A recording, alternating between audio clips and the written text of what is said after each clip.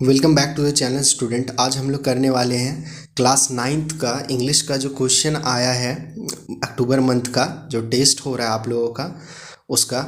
इसका टाइम देखिए 2 आवर का दिया हुआ है। आप लोगों को एक जानकारी के लिए बात बता दें कि आप लोगों का जो एग्ज़ाम होना है इस बार कोविड के चलते सिस्टम थोड़ा चेंज किया गया है। 40 मार्क्स का अभी एग्ज़ाम होगा और बाकी 40 मार्क्स का एग्ज़ाम मार्च अप्रैल में हो जाएगा और बाकी जो 20 मार्क्स बचा वो आपका स्कूल असाइनमेंट ये सब बेसिस पे दिया जाएगा। ठीक है, तो आइए फटाफट हम लोग रेडी हो जाते हैं और ये जल्दी कंप्लीट करते हैं इस क्वेश्चन को। मे बी इसका एग्ज़ाम कुछ लोगों को क्वेश्चन स्कूल में दे दिया जाएगा जिन्हें घर में करना है, और मे बी हो सकता है इस एग्ज़ाम को स्कूल खुद स्कूल में ही लें। आपको स्कूल में ही जा करके इसको देना पड़ेगा। तो आप ये सब सारा क्वेश्चन का आंसर नोट डाउन कर लीजिए ताकि आप लोग ईजिली एग्ज़ाम में लिख सकें। ठीक है, तो फर्स्ट में आप देखिएगा एक पैसेज दिया हुआ रहेगा जिसमें आपको 5 क्वेश्चन रहेगा पैसेज से। ठीक है, और ईच क्वेश्चन जो है हर एक क्वेश्चन एक एक मार्क्स का रहेगा। फर्स्ट क्वेश्चन आप देखिएगा, आप लोग ये चाहें तो पैसेज को पढ़ लीजिएगा।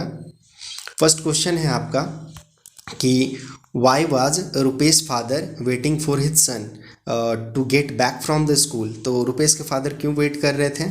तो यहाँ देखिएगा आप, इसका आंसर जो हो जाएगा वो हो जाएगा सी नंबर, क्योंकि he was waiting for the result of son. वो अपने बेटे का रिजल्ट का वेट कर रहे थे। ठीक है, उसके बाद सेकेंड क्वेश्चन है आपका कि why was Rupesh visibly upset. Rupesh क्यों अपसेट था? तो रुपेश अपसेट होने का रीज़न है कि उसका जो रिजल्ट था वो काफ़ी ख़राब था। तो इसमें ए नंबर ऑप्शन आप चूज़ कर लीजिएगा। He had scored poor grade in the exam. ठीक है, उसके बाद थर्ड नंबर का क्वेश्चन है कि what according to his father they are not the reason of Rupesh scoring poor grade in the exam. तो इसका जो आंसर हो जाएगा आपका सी नंबर हो जाएगा। ही देखिएगा, he played whole day with his friend. ठीक है, उसके बाद आपका 4 नंबर में क्वेश्चन है what does the reaction of Rupesh father tell about him. Rupesh का फादर का क्या रिएक्शन होता है? ठीक है, तो उसका आंसर है आपका डी नंबर। 4 का आंसर हो जाएगा डी नंबर। ठीक है, he is mindful of each activity of his son and is really concern about him. उसके बाद आपका 5th नंबर जो क्वेश्चन है कि what does the word rebuking in the passage means. तो जो पैसेज में रिबुकिंग वर्ड दिया उसका मीनिंग क्या होगा? तो उसका मीनिंग हो जाएगा A number option, to speak angrily. ठीक है, उसके बाद आपका बी में देखिए दिया हुआ fill in the blanks with appropriate verb. Verb का यूज़ करना, तो ये मेनली जो क्वेश्चन दिया गया ये सारा टेंस का क्वेश्चन है। ठीक है, अगर टेंस आप पढ़े हैं तो उससे आप कर सकते हैं। देखिए फर्स्ट क्वेश्चन है the earth dash around the sun. इसमें आप चूज़ कीजिएगा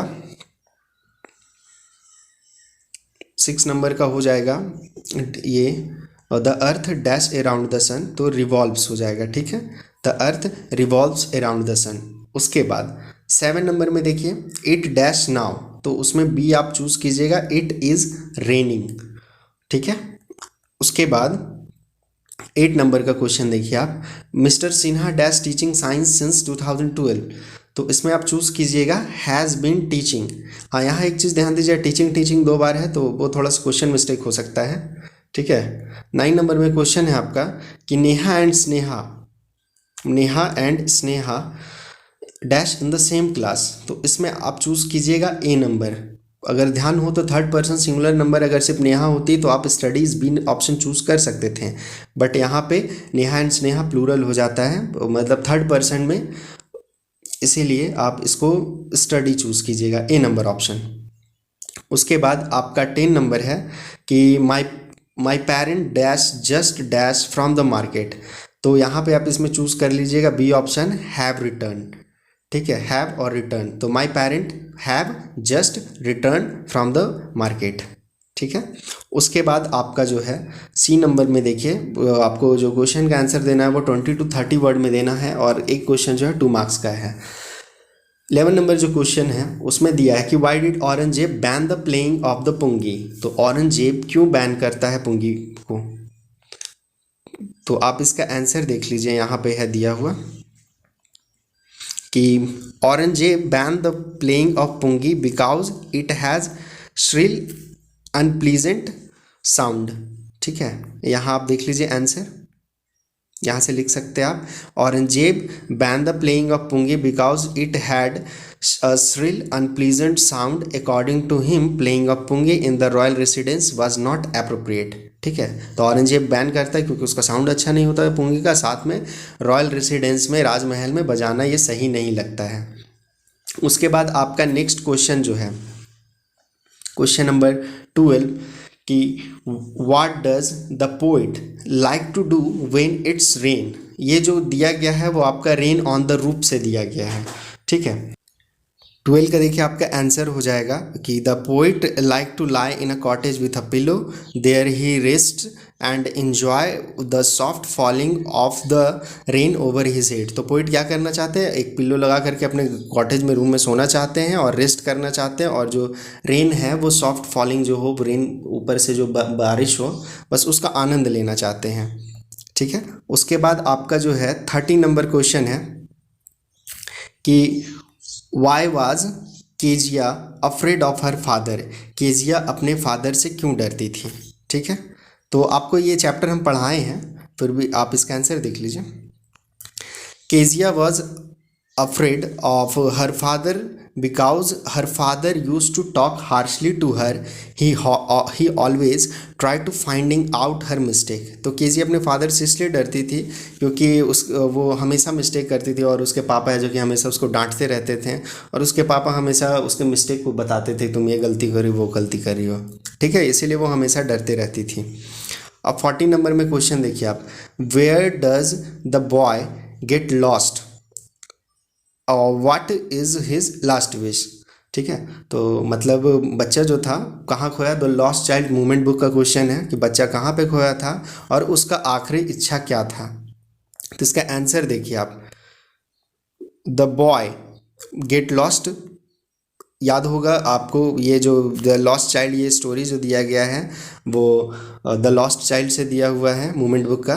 the boy get lost in the fair, वो कहाँ, मेला में खोता है, और his last wish to meet his parent, और उसका लास्ट विश होता है कि वो अपने पेरेंट्स से मिल सके। एक चीज़ आप नोटिस कीजिएगा, जो आंसर है वो आपको पॉइंट वाइज, जैसे अगर 2 मार्क्स का दिया हुआ है तो 2 पॉइंट को मेंशन करेंगे तो आपको फुल मार्क्स मिलेगा। ठीक है, उसके बाद डी नंबर में जो दिया हुआ है शॉर्ट आंसर टाइप क्वेश्चन जो है, इसमें आपको 35 to 50 वर्ड में आंसर देना है, और ईच क्वेश्चन जो है, एक क्वेश्चन 3 मार्क्स का है। टोटल इसमें 4 क्वेश्चन दिया गया है। देखिए question number 15, why was Margie doing badly in geography, what did the county inspector do to help her. तो मर्जी जो थी उसका ज्योग्राफी में रिजल्ट क्यों ख़राब आ रहा था, वो अच्छा क्यों नहीं कर पा रही थी, और काउंटी इंस्पेक्टर जो थे किस तरह से हेल्प करते हैं मर्गी का। इसका आंसर आप लिखिएगा, देखिए, Margie was doing badly in geography because the geography sector of the mechanical teacher had been geared a little too quick for an average 11 year old student. तो ये क्या हो रहा था, थोड़ा सा फास्ट उसके टीचर चले, मैकेनिकल टीचर थोड़ा फास्ट पढ़ा दे रहे थे, और ये जो एवरेज 11 ईयर की जो बच्ची थी उसके लिए समझ से थोड़ा बाहर था। फिर the county inspector assessed the problem accurately and told her that she could not be blamed for her poor performance. Besides, her overall progress was quite satisfactory. In order to rectify the situation, the county inspector slowed down the geography sector of the mechanical teacher to an average 11 year level. तो county inspector बोलते हैं कि हाँ ये थोड़ा सा fast चल रहा है, नेक्स्ट टाइम हम देखेंगे तो ज्योग्राफी सेक्टर को थोड़ा सा 11 ईयर के एवरेज में ले आएंगे, थोड़ा शॉर्ट कर देंगे, थोड़ा मतलब ईजी कर देंगे। ठीक है, और इस तरह से वो काउंटी इंस्पेक्टर इस मर्गी का हेल्प करते हैं। उसके बाद आपका क्वेश्चन है 16 number, do you think the poet has taken the right decision of choosing the other path, why not. तो मतलब बताना है, ये आपका पोएम है the road not taken beehive book का, उससे दिया गया है कि जो पोइट रास्ता चूज़ करते हैं वो सही था या नहीं था तो क्यों था, वो आपको आंसर में बताना है। तो देखिए इसका लिखेंगे यहाँ से answer, it is not easy to say whether the poet made the right choice और not. He himself could not reach to any such conclusion, मतलब पोइट भी खुद कंक्लूजन पे नहीं पहुंचते हैं. It is possible that he may repent for making such a choice, he avoided the popular and off beaten path of life. तो मतलब बतलाते हैं कि ये एक चीज़ ध्यान दीजिएगा, दो पथ था, तो एक पथ काफ़ी चला हुआ था, एक रूट काफ़ी चला हुआ था, एक पे बहुत कम लोग चला था. तो वो सोचते हैं कि जिस पे ज़्यादा लोग नहीं चला है वैसा रूट को चूज़ करें. तो he dare to choose the path which was less frequent used by the people. ठीक है, जिस पे कम लोग चला है उसी पे चले. This bold decision might bring all the differences in his life. तो पोएम का लास्ट लाइन में आप देखिएगा, उसमें वो मेंशन किए हैं कि ये जो हम लास्ट सेकेंड पथ चूज़ किए जो मेरे लाइफ में पूरा डिफरेंस लाया. दैट मीन्स वो आज इतने फेमस, इतने बड़े पोइट बन सके हैं. ठीक है, उसके बाद क्वेश्चन नंबर 17 है, how does Toto come to the grandfather's private zoo. Toto किस तरह से अपने, टोटो जो बंदर था वो ग्रैंडफादर के प्राइवेट जू में किस तरह से जाता है. ठीक है, तो आपको याद होगा ये आपका टोटो एडवेंचर मूवमेंट बुक का है क्वेश्चन. आंसर देखिए, the writer's grandfather bought Toto from a tonga driver for the sum of 5 rupees. 5 rupees में खरीदते हैं. Who used to keep the little monkey tied to a feeding trough. The little monkey looked strange there, so grandfather decided to add the little into this his private zoo. तो वो जो बंदर था वो थोड़ा परेशान भी करता था, शरारत भी करता था, तो उनको लगा कि इसे घर में रखना सही नहीं है, क्योंकि फर्स्ट में वो सर्वेंट क्वार्टर में रखे थे तो वहाँ सर्वेंट लोगों का को बहुत डिस्टर्ब किया था, इसीलिए सोचे इसको प्राइवेट जू में रख देते हैं. ठीक है, उसके बाद आपका क्वेश्चन नंबर 18 है, what should we do to make friend with the wind. ये आपका विहाई बुक का क्वेश्चन हो गया, द विंड जो पोएम था उससे, कि what should we do to make friend. हम लोगों को क्या करना चाहिए विंड को अपना फ्रेंड बनाने के लिए. ठीक है, इसका आंसर देखिएगा, we should be strong. 1 minute. We should be strong, be strong in body and firm in mind to make friend with the wind. If we make ourselves strong, the wind will not harm us. It will become our friend. It always respect the strong and behave with them friendly. मतलब कि हम लोगों को क्या करना है, strong बनना है. ठीक है, स्ट्रांग माइंड से भी स्ट्रांग बनना है, तब विंड हमारा फ्रेंड बनेगा. और if we make our self strong, अगर हम अपने आप को स्ट्रांग करते हैं, the wind will not harm us, तब विंड जो है हमें कोई नुकसान नहीं पहुंचाएगा. It will become our friend, वो हमारा फ्रेंड बन जाएगा. और it always respect the strong and behave with them friendly, और हमेशा हम लोग का रिस्पेक्ट करेगा, क्योंकि विंड जो है वो स्ट्रांग लोगों का रिस्पेक्ट करता है अकॉर्डिंग टू द पोएम. ठीक है, जैसा पोएम में दिया हुआ है उसके अकॉर्डिंग में हम बता रहे हैं. उसके बाद देखिए ई नंबर में है लॉन्ग आंसर टाइप क्वेश्चन, जिसमें आपको expected to answer 80 to 100 word, 80 to 100 word में देना है आंसर. और 5 मार्क्स का एक क्वेश्चन है और 2 क्वेश्चन इसमें दिया गया है. फर्स्ट जो क्वेश्चन है, एक चीज़ ध्यान दीजिएगा, हमेशा ये जो लास्ट क्वेश्चन होता है 5 मार्क्स का, वो एक मूवमेंट बुक से रहता है तो एक बिहाई बुक से रहता है. फर्स्ट क्वेश्चन जो देखिए 19 नंबर में दिया हुआ है कि how does Kezia begin to see her father as a human being who need her sympathy. तो कीजिया को अपने फादर के प्रति कब लगता है कि वो भी एक ह्यूमन बीइंग है, और कैसे मतलब सिंपैथी मिलता है कीजिया को. तो आप ऊपर के क्वेश्चन में देखे थे कीजिया है जो कि अपने फादर से बहुत डरती थी, तो किस तरह से फिर मतलब डरना बंद कर देती है कीजिया. ये आपको 80 to 100 वर्ड में लिखना है. काफ़ी ये लंबा, थोड़ा सा मतलब लंबा आंसर होगा. देखिए आंसर है, वंस कीजिया मदर वाज हॉस्पिटलाइज. एक बार क्या होता है, कीजिया की मदर हॉस्पिटल में एडमिट हो जाती है. Kezia had to pass the night with the cook name Alice. Her father was sleeping in his room with Kezia. तो कीजिया है जो कि यहाँ थोड़ा सा मिस्टेक, पास द नाइट को पास द डे भी कर सकते हैं. वो पूरा दिन अपने एक कुक के साथ स्पेंड करती है. यहाँ पे ये जो नाइट है आप इसको डे कर दीजिएगा, ज़्यादा सही रहेगा. एक अपने कुक के साथ स्पेंड करती है और रात में अपने फादर के साथ सोती है. तो कीजिया हैड नाइटमेयर, कीजिया को नाइटमेयर आता है, मतलब डरावना सपना आता है. तो इसी बात का उसको डर था कि हियरिंग हिज, कि अगर हम नाइटमेयर देखते हैं, डर जाएंगे, रात में अचानक उठ जाएंगे तो मेरे पापा हमको डांटेंगे, गुस्सा भी कर सकते हैं. ठीक है, फिर क्या होता है कि hearing her cry the father ask her what the problem was. ये कीजिया जब रात में सही में नाइटमेयर देखती है और वो चिल्लाती है, तो उसके फादर पूछते हैं कि क्या प्रॉब्लम है। Then he look her tenderly in his arm and took her to his room. और क्या करते हैं, कीजिया के फादर कीजिया को अपने आर्म में, बाजू में उसको मतलब क्या गले से लगा लेते हैं। ही लेड हर बिसाइड हिमसेल्फ, और उसके बगल में ही लेट जाते हैं। He ask her to rub her feet on his leg in order to keep them warm. और फीट से मतलब उसके जो है फीट से रगड़ते हैं पैर में, ताकि थोड़ा सा उसको अच्छा लगे। Now Kezia change her opinion as she was touch by his love. उस समय क्या होता है कि उसके फादर के से थोड़ा सा जो है ना लव, फादर का और डॉटर के बीच का लव थोड़ा सा इसमें दिखता है। और किजिया को लगता है नहीं मेरे पापा भी अच्छे हैं। She began to see her father as a human being who needed sympathy. और लगता है किजिया को कि नहीं मेरे फादर भी अच्छे हैं, हम झूठ मूठ के अपने फादर से डरते हैं। ठीक है, ये लिखने के बाद आपको 20 नंबर जो है लास्ट क्वेश्चन देख लेना है। लास्ट क्वेश्चन जो आपका है कि वो आपका टोटो एडवेंचर से ही दिया हुआ है। Describe the mischief of Toto in your on word.